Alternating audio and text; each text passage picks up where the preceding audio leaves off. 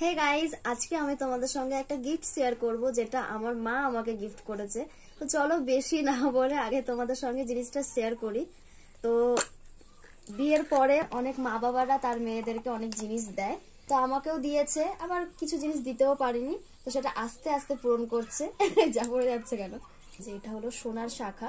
এটা আমার কাছে ছিল না, তো আমার মা আমাকে কালকে এটা গিফট করেছে। So thank you so much আমার মাকে জানাই।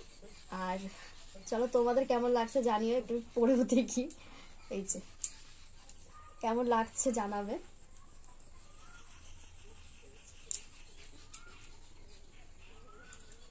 ডিজাইনটা আমার খুব পছন্দ হয়েছে, তবে পরবর্তীকালে আমার আরেকটা জিনিস ভীষণ মানে পছন্দের, যেটা পাতের যে শাখা হয় না, তো সেই শাখাটা করার আমার ভীষণ ইচ্ছা।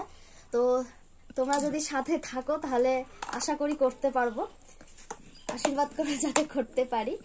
আর একটা জিনিস তোমরা আমাকে কমেন্ট করেছিলে অনেকদিন আগে, বাট আমি তোমাদের রিপ্লাই দিইনি কমেন্টার।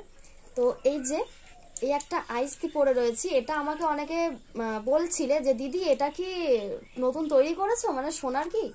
তো অনেকেই এটা দেখে বলে যে এটা সোনার, আসলে কিন্তু না, এটা সোনার না, এটা কিন্তু পুরোটা ইমিটেশন। মানে একটা দোকান থেকেই আমি নিয়েছিলাম, তো খুব দেখে ভীষণ পছন্দ হয়েছিল। আমার তো আর সোনার আইস্তি ফাইস্তি নেই, তো আমার ভীষণ পছন্দ হয়েছিল। তো এই জিনিসটা আমাকে অনেকে বলছিল সোনার কিনা, তো বলি এটা সোনার না, এটা ইমিটেশন। তো এইরকম একটা জিনিস আমার করার ভীষণ ইচ্ছা, ব্যাস আর কোনো ইচ্ছা নেই। তো যাই হোক, আমার শাখাটা কেমন লাগছে অবশ্যই জানিও। সবাই খুব ভালো থেকো, সুস্থ থেকো। আজকের মতো টাটা।